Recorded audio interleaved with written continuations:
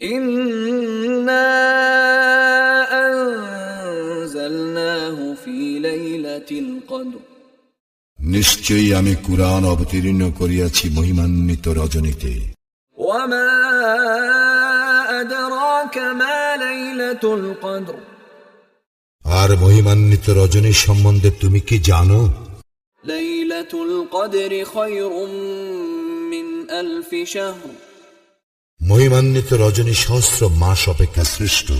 তানাজ্জালুল মালাইকাতু war রূহু ফিহা বিইذনি রাব্বিহিম মিন কুল্লি আমর, সেই রাত্রিতে ফেরেশতাগণ ও রূহ অবতীর্ণ হয় প্রত্যেক কাজে তাহাদের প্রতিপালকের অনুমতিক্রমে।